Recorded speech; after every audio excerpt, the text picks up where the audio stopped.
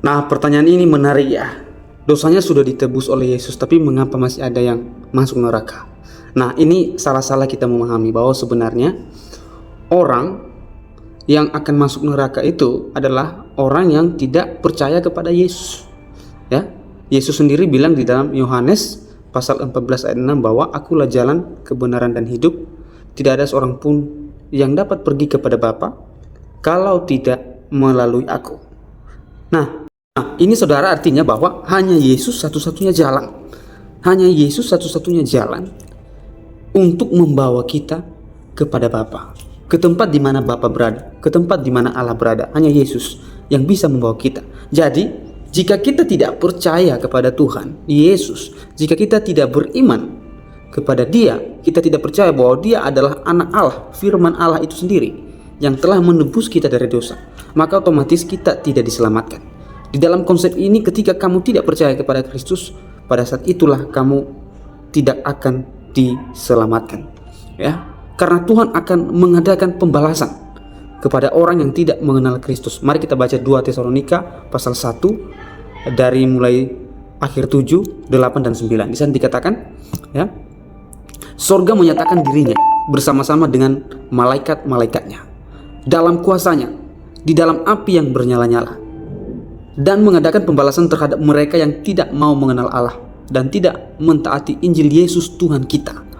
Mereka ini akan menjalani hukuman kebinasaan selama-lamanya, dijauhkan dari hadirat Tuhan dan dari kemuliaan kekuatannya. Nah, menurut saya ayat ini sangat ngeri sekali, di mana Tuhan akan memberikan pembalasan terhadap orang-orang yang tidak mengenal Allah, atau kepada orang yang sudah diberitakan firman atau Injil, atau mungkin dia sudah tahu tetapi dia tidak melakukan firman itu, atau mungkin dalam istilah lain dia menyangkal Kristus.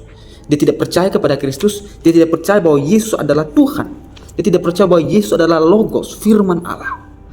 Ini akan membawa petaka besar kepada orang itu, bahwa di sini dikatakan bahwa Tuhan akan mengadakan pembalasan terhadap mereka yang tidak mengenal Allah dan tidak mentaati Injil Yesus Tuhan kita. Injil itu adalah kabar baik, kabar keselamatan yang diperdengarkan kepada seluruh bangsa, kepada semua orang di seluruh dunia.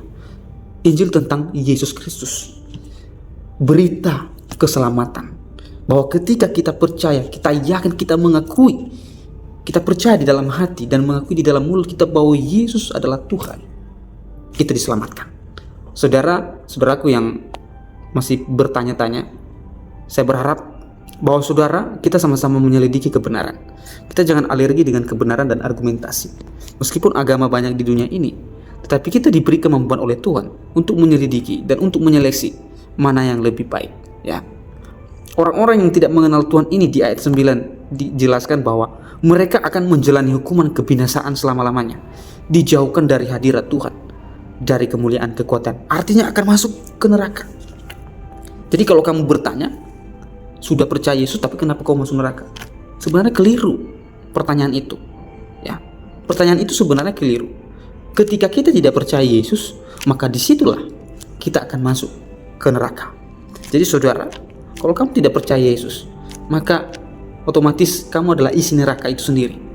Karena Tuhan akan membalas kepadamu dan akan bertanya, kenapa kamu tidak percaya kepada Injil? Bukankah Injil sudah diberitakan? Bukankah Injil sudah diperdengarkan dengan lantang, dengan keras, tetapi kamu masih keras hati dan menolak Injil? Nah, ketika Tuhan bertanya tentang hal itu kepadamu, apa yang akan kau jawab? Apakah kamu mengatakan bahwa ini ajaran yang sesat, ini tidak salah? Saudara, sedangkan yang menghakimi kamu adalah Allah sendiri, Yesus sendiri.